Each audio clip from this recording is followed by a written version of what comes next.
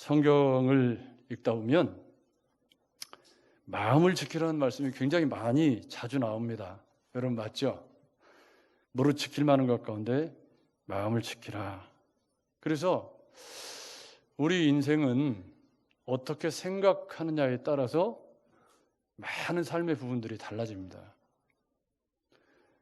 거두절미하고 잠언의 몇 구절을 제가 소개를 해드리려고 합니다.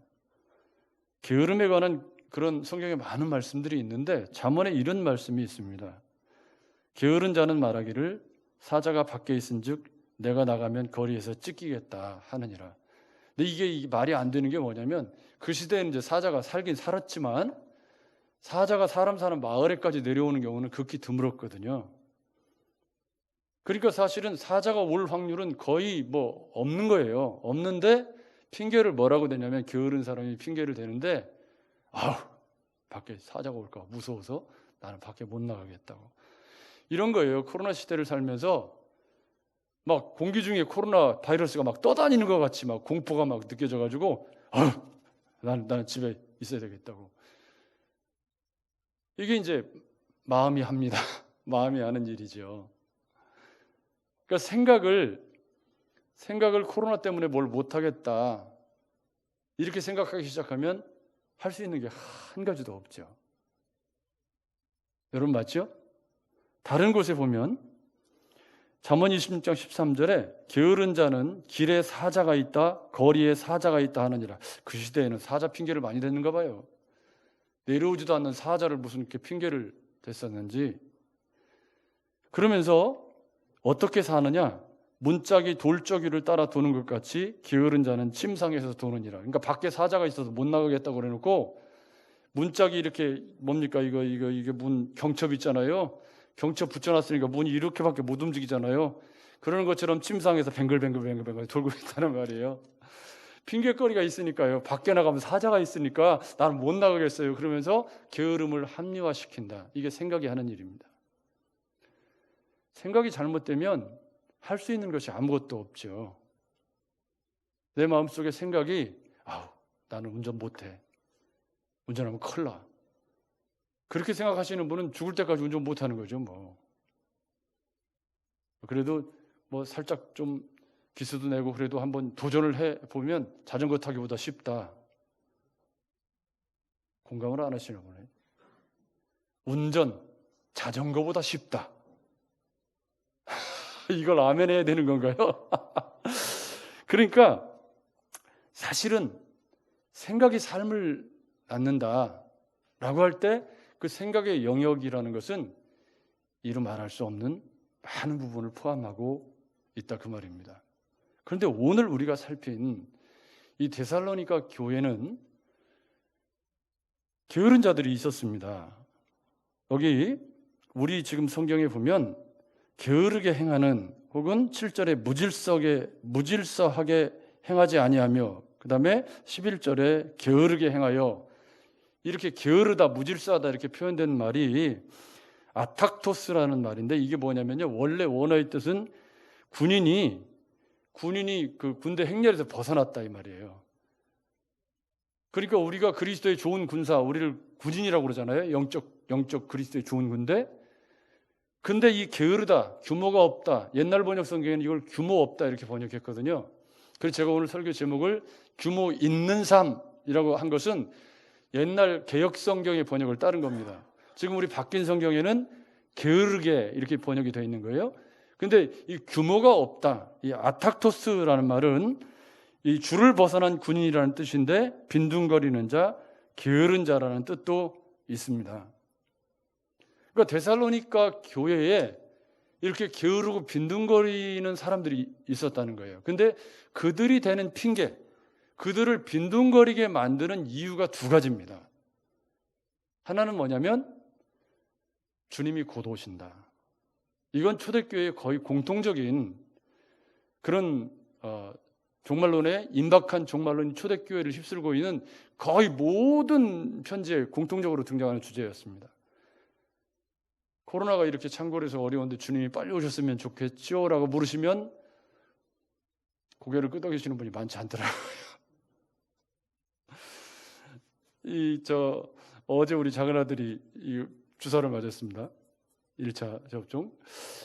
저는 1차 접종, 2차 접종 맞으면서 이거 맞고 부작용 생겨서 주님이 부르시면 어떡하지? 혹시 그런 생각 해보신 분? 안 계세요? 저는 그런 생각 해봤어요. 근데 그런 생각하면서 빨리 부르셔서 가면 좋지 뭐. 그랬던 기억이 납니다. 사실은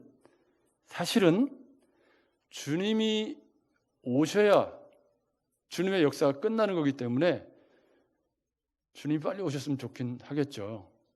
그렇지만 언제 오실지는 성경이 말씀하고 있지 않고 지금 이 데살로니가 전후서를 쓰고 있는 사도 바울의 그 전도행 2차 전도행 마게도냐 가서 이제 고린도에서 편지를 쓰고 있는데 그때도 주님이 곧 오신다 그런 생각이 있었는데 아직까지 안 오시고 계시죠. 그러니까 아주 안 오실 거다 그렇게 생각하고 사는 것도 문제고 주님이 곧 오실 것이니까 라고 생각하면서 어떤 부작용이 생겼냐면 본문에 보면 아무 일도 안 하고 일만 만드는 자들 11절 말씀에 보면 게으르게 행하여 도무지 일하지 아니하고 이 일을 만들기만 하는 자들이 있었다. 그러니까 주님 곧 오실 거니까 뭔 일을 하냐 그냥 다 손 놓고 가서 주님 오시기를 기다려야지. 근데요 이게 뭐하고 손을 잡았냐면 아주 이게 고약한 거예요. 이게 뭐하고 손을 잡았냐면 그때 당시 시대를 지배하는 철학적 사도는 헬라 철학인데 헬라 철학의 여러분 아버지가 누구냐면 여러분도 잘 아시는 플라톤과 아리스토텔레스 뭐 그런 사람들 있잖아요. 옛날에 학교 다닐 때 들어보셨잖아요. 그죠? 근데 그 플라톤이라고 하는 사람이 주장하는 이데아론이라는 게 이 시대를 둘로 나누는 거잖아요. 그래서 고상한 이데아계와 현상계로 나누고 이 이원론이라고 하는 이것이 그때 당시를 지배하는 철학적 사조였고 그것이 교회 속에 들어와서 어떤 영향을 끼쳤냐면 하나님을 위한 고상한 일과 속된 일을 구분하는 역할을 한 거예요. 고개도 저를 보십시오. 저하고 눈 마주쳐. 눈 마주치시고 여러분 앞에서 설교하는 이 김종민 목사가 설교하는 이 설교는 성경적으로 굉장히 고상하고 가치 있는 일이고 그리고 여러분이 직장에서 하는 일은 설교보다 조금 부차적이고 가치 없는 일인가요? 우리는 이제 잘 배워서 그렇게 생각 안 하시죠? 하나님이 내게 맡기신 일은 다 소중한 일입니다. 여러분 맞죠? 저는 제 일을 열심히 하는 것이 제가 하나님께 받은 사명이고 이 일을 최선을 다해서 감당하는 것은 제 몫입니다. 그죠? 가치 있는 일이죠. 이게 굉장히 중요한 일이고 그렇지만 그럼 이 일은 훨씬 더 고상한 일이고 그러니까 이 일을 위해서 가정을 희생하고 자녀들을 희생하고 제멋대로 살아도 괜찮은 거냐? 그렇지 않습니다. 왜냐하면 저는 목사이기도 하지만 조미정 씨의 아내이기도 하고 우리 아들들의 아버지이기도 하고요. 그 일도 다 잘해야 되는 거죠.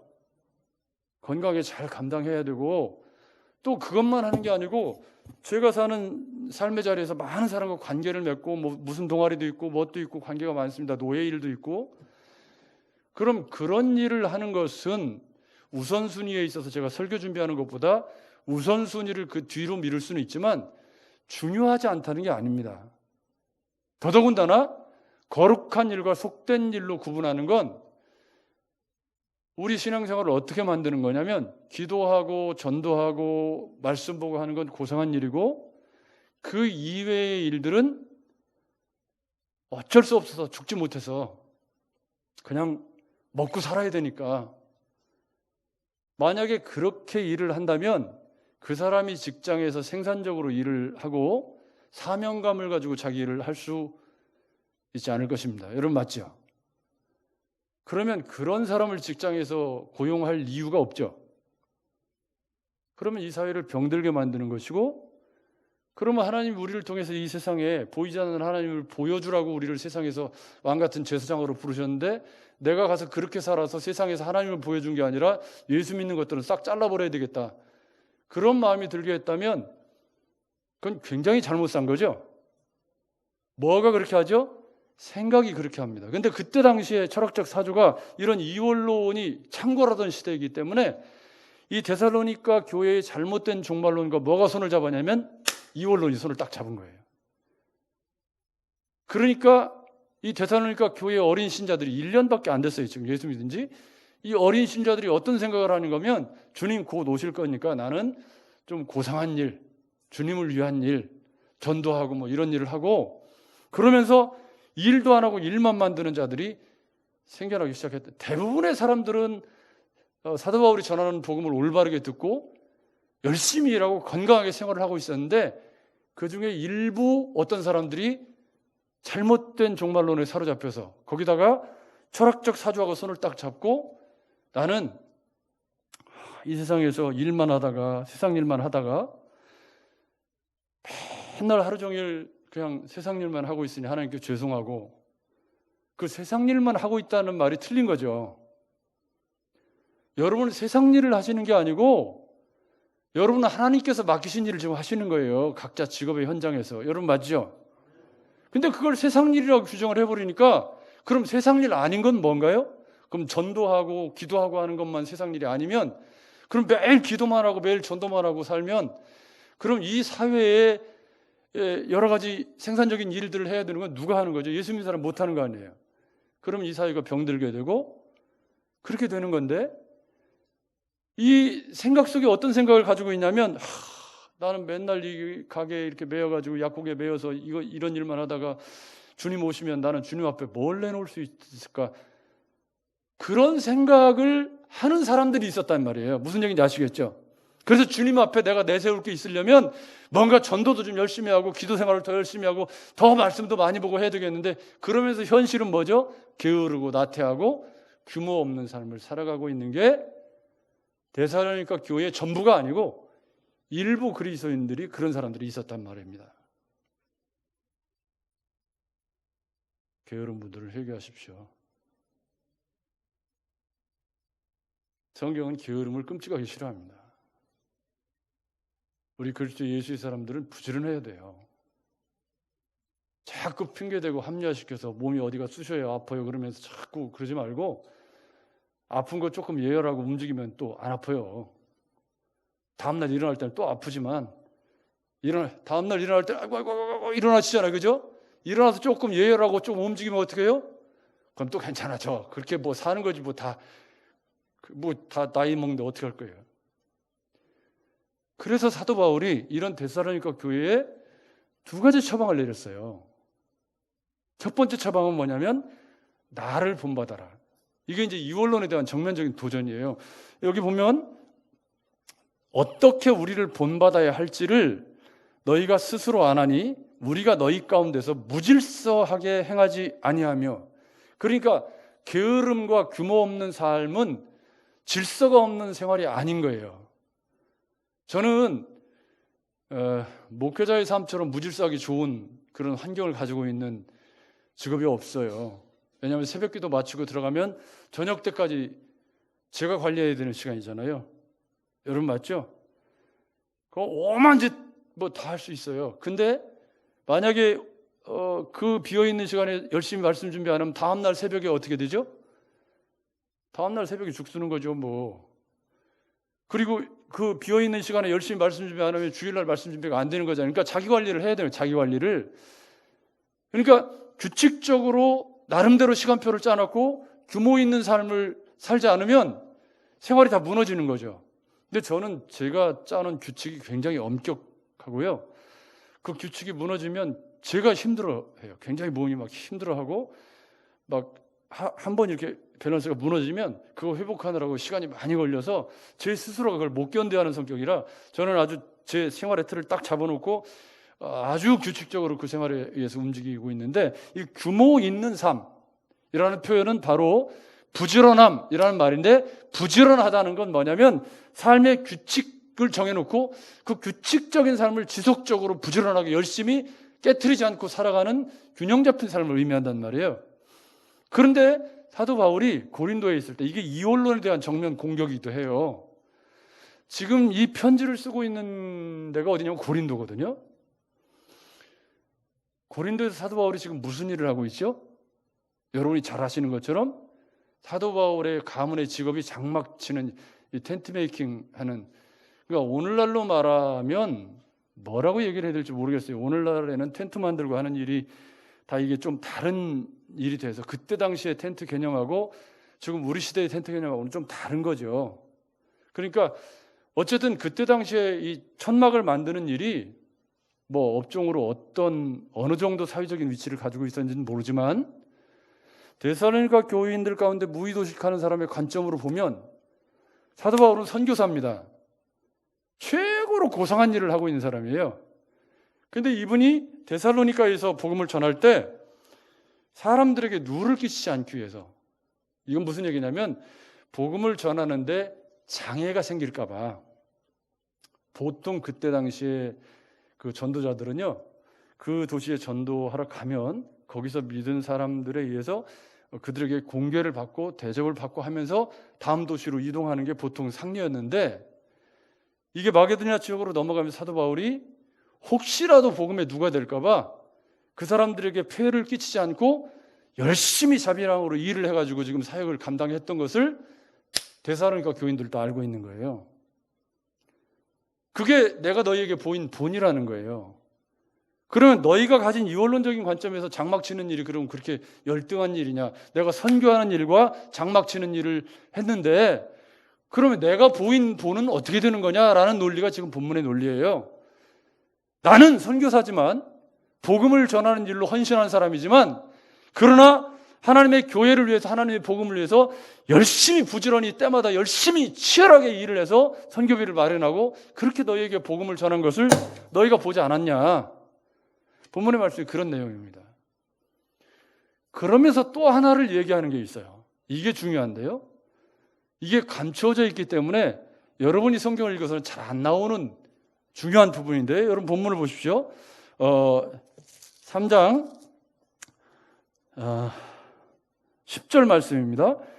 우리가 너희와 함께 있을 때에도 너희에게 명하기를 누구든지 일하기 싫어하거든 먹지도 말게 하라 라고 가르쳤다는 거예요. 그런데 학자들이 이 말씀의 뿌리, 그러니까 이 10절 말씀의 뿌리를 뭘로 보냐면 창세기 3장의 문화명령으로 봐요. 창세기 1장 26절 27절의 문화명령과 뒤에 나오는 문화명령을 반영한 말씀이라고 보는 거예요. 근데 여러분, 문화명령의 요체, 그러니까 하나님이 인간을 처음 하나님의 형상대로 지으시고 그 아담과 하와를 에덴 동산으로 이렇게 데리고 가셔서 그들에게 뭐라고 말씀하시냐면 생육하고 번성하라, 다스리고 땅에 충만하라 이렇게 말씀하셨어요. 그것을 우리가 컬처럴 맨데이트, 문화명령이라고 불러요. 여러분 맞죠? 문화명령이라고 불러요. 근데 그 문화명령의 내용적인 의미는 에덴 동산을 경작하는 일을 하라는 거예요. 그러니까 이름을 짓고 뭐 이런 것도 하지만 에덴 동산을 잘 관리하고 에덴 동산에 씨를 뿌리고 농사를 짓고 열심히 일을. 그래서 거기에 무엇도 있냐면 안식일도 함께 같이. 문화명령 뒤에 뭐가 끝에 나와요? 2장에 안식일 명령이 같이 나와요. 그러니까 문화명령과 안식일 명령이 창세기 1장 2장에 나오는데 그 문화명령을 지금 사도 바울이 인용한 거예요. 10절에서 그 문화명령을 이야기하면서 인간은 하나님이 지으실 때 뭐 하는 존재로 지었냐면 일해야 하는 존재로 지으셨다. 그러니까 이 일하는 존재와 2장 1절 2절의 안식이라는 이 둘이 합쳐져서 인간의 인간됨을 형성하는 중요한 원리가 되는 거예요. 그러니까 하나님은 애초부터 인간을 일해야 성취감도 있고 일해야 보람도 느끼고 일해야 되는 존재로 지으셨고, 뒤에 인간이 타락한 다음에 하나님이 뭐라고 말씀하셨냐면 너희가 이마에 땀이 흘러야, 땅이 엉겅퀴를 내고 막 이렇기 때문에 이마에 땀이 흘러야 이제 먹고 살게 될 거다라고 노동의 의미가 살짝 달라지긴 했지만 그래도 여전히 인간은 일해야 된다라는 사실을 3장이 이야기를 하고 있습니다. 이게 무슨 얘기냐면 하나님이 사람을 지으실 때 사람은 일을 해야 성취감도 있고 자기 삶의 보람도 느끼고 사는 인생의 맛도 있고 멋도 있고 그런 거라는 거예요. 하나님이 인간을 지으실 때 그렇게 지으셨다는 의미예요. 그러니까 일하기 싫으면 먹지도 마라. 사도 바울이 지금 이런 표현을 쓰고 있지만 그 말의 내용적인 의미는 뭐냐면 일 안 하고 살려고 하는 건 인간됨을 포기하는 거다라는 굉장히 과격한 창세기의 1장 26절 27절과 3장을 끌어다가 문화 명령의 원리를 끌어다가 인간은 일해야 된다 라고 지금 말씀하고 있는 중입니다. 사실은 이게 10절 말씀이 일하기 싫어하거든 먹지도 말라, 부정형과 명령법이 병행된 강력한 명령입니다. 그래서 이 바울이 명령한 내용은 하나의 격언으로 자리 잡게 되었고, 그리고 이것이 이제 종교 개혁자들이 이 노동관으로 채택한 중요한 원리가 되는 구절이 바로 이 10절 말씀입니다. 그만큼 이 성경적 세계관, 성경적인 생각을 가지고 살아가는 사람들에게 있어서 일이라고 하는 것은 인간의 인간됨에 있어서 가장 중요한 삶을 지탱해주는 원리로 노동관이 존재하고 있다는 말입니다. 그래서 아담과 하와가 문화명령을 수행받고 명령을 이렇게 수행을 하는데 뭐 새와 짐승의 이름을 짓고 땅을 경작하고 하는 그런 일들을 하게 되는 것이죠. 그래서 문화는, 우리가 이제 문화를 공부할 때 문화는 인간의 컬티베이터, 경작의 행위로 인해서 생겨나는 것이 여러 사람들이 함께 공유하게 될 때 문화가 되는 거예요. 그래서 인간은 문화적인 존재다. 그래서 문화명령, 그러니까 문화명령이라는 것이 왜 노동명령이냐면 문화를 만드는 일이 컬티베이션, 경작하는 일인데 그 경작의 행위를 통해서 문화가 만들어져 가요. 여러분 무슨 얘기인지 아시죠?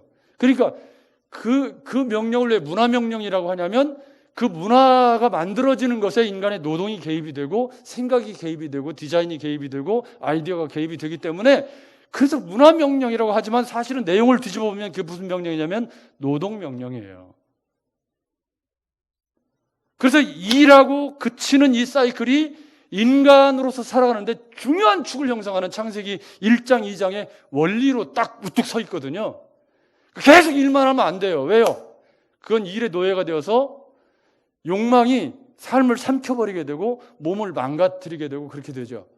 반드시 그래서 안식일 날은 쉬고 그치고 노동을 그치고 생각도 그치고 좀 쉬어라, 주님을 예배하고, 그리고 다른 사람도 좀 생각해보고 어려운 사람도 좀 돕고 좀 눈을 떠서 다른 데도 보고, 일만 막 계속 하다가 그치고 안식하는 날은 뭐 하라는 거예요? 눈 좀 떠서 세상도 보고 어려운 사람도 보고 도와야 할 사람도 좀 돕고. 그게 인간다운 삶이다. 아멘. 그러니까 그치지 않고 계속 일만 하는 거 일벌레라고 그래요. 그죠? 그것도 안 되고 게으르고 무의도식하고 아유 주님 곧 오시는데 뭐 일하면 뭐디요? 생각이 잘못된 거죠. 주님 내일 오시더라도 오늘 우리가 할 일을 최선을 다해서 하는 거죠. 그래서 주님이 언제 오실지를 안 가르쳐 주시는 거예요. 여러분 맞죠? 만약에 일주일 뒤에 주님 오신다, 그러면 여러분 어떻게 사시겠습니까? 일주일 뒤에 주님 오시는 걸 내가 알았어요. 알면 안 되는데. 알았어요. 그거 어떻게 돼요? 일할 맛이 나요, 안 나요? 안 나지? 아니야. 그럼 3년 뒤에 오신다.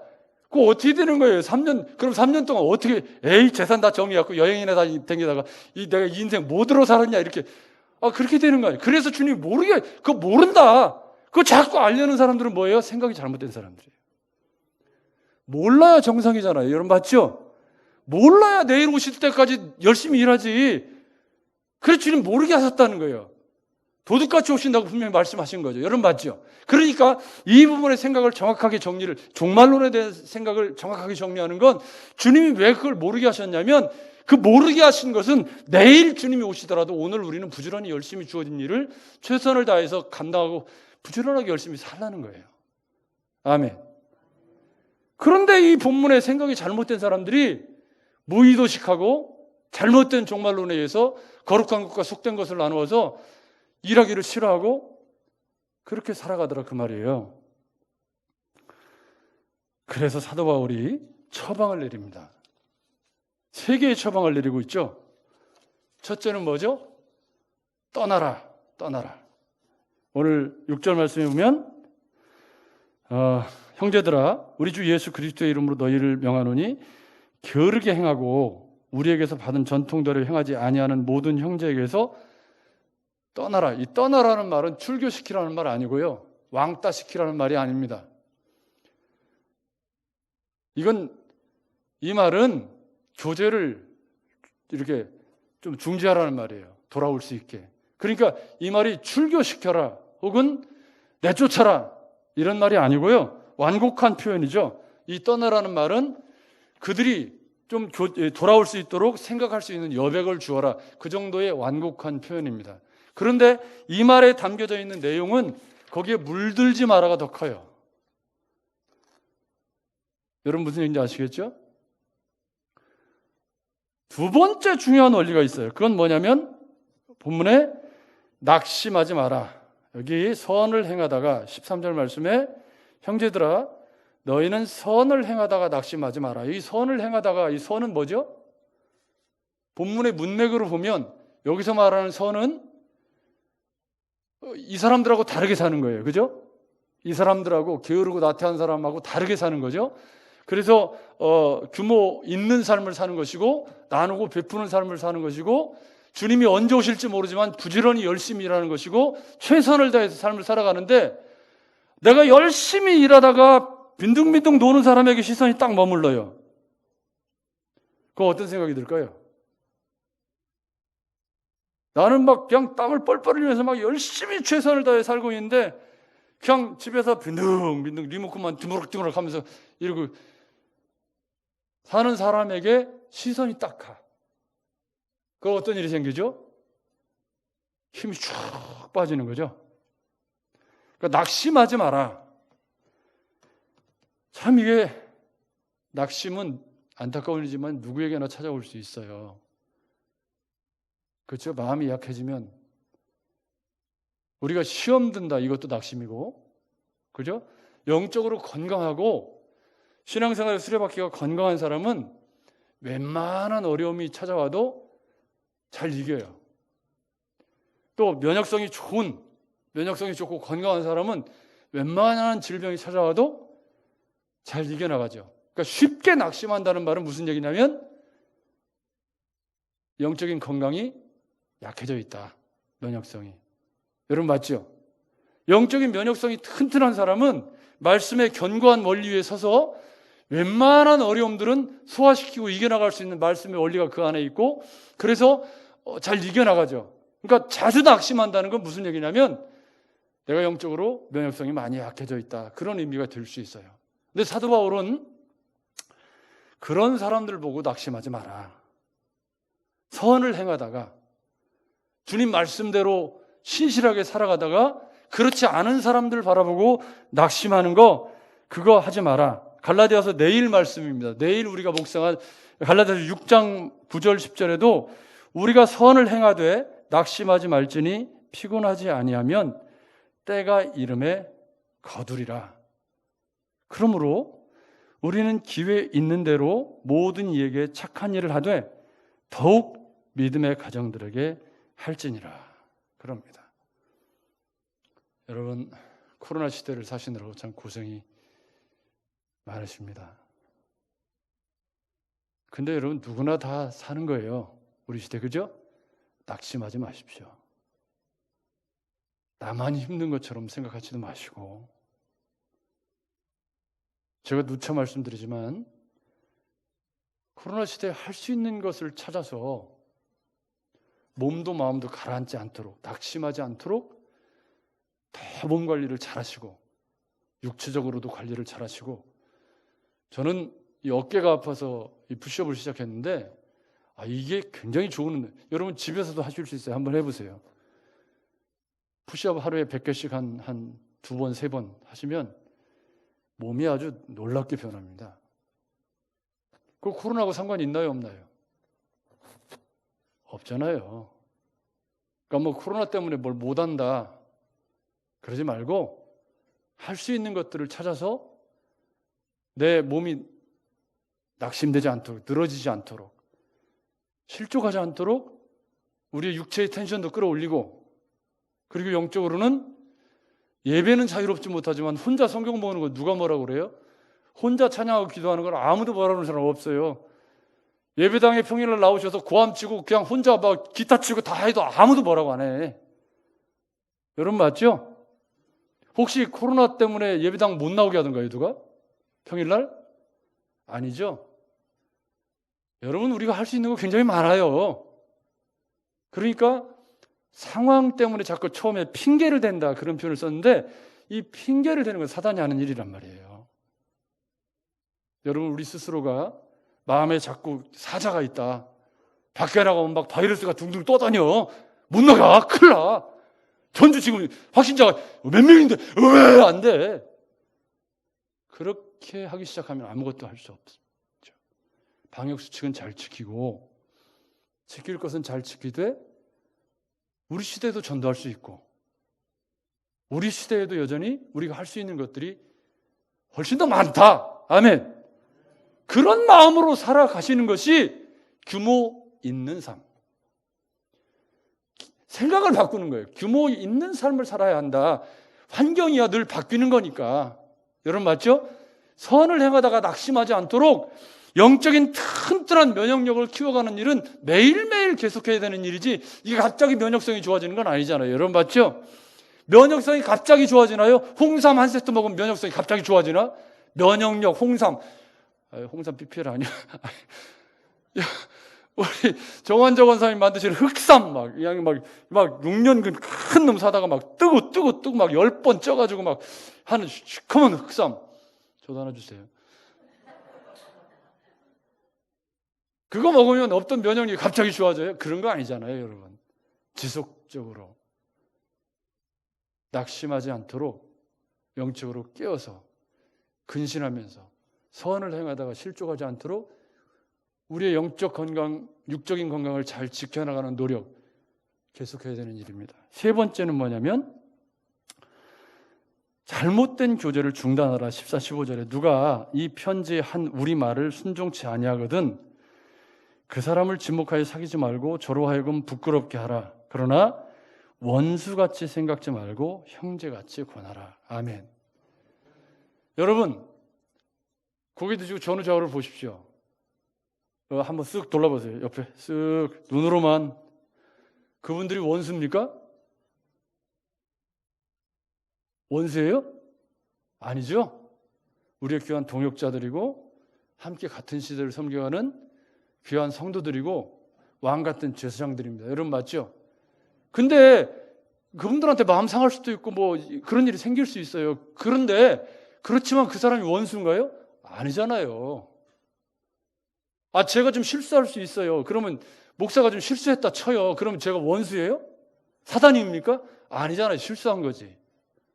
근데 꼭 원수같이 대하는 사람이 있단 말이에요. 마치 적그리스도를 대하는 것처럼 그렇게 대하시는 분들이 있단 말이에요. 그거 아닌 거죠. 형제같이 대해야 돼.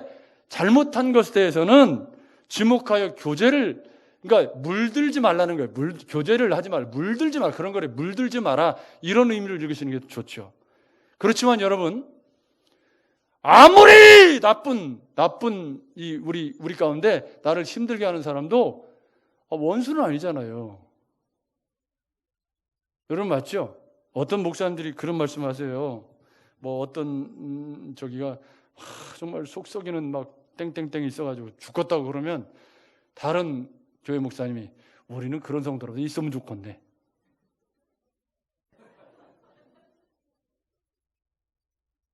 그렇잖아요, 여러분, 그죠? 생각이 하는 일이에요. 생각이. 여러분 맞죠?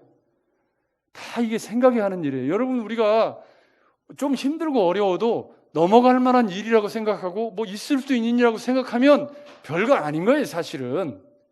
그런데 생각이 틀어지면 삶이 바뀌는 거죠. 오늘 우리의 말씀은 규모 있게 생활하라 예요.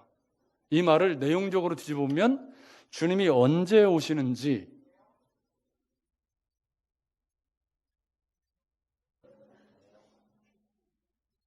주여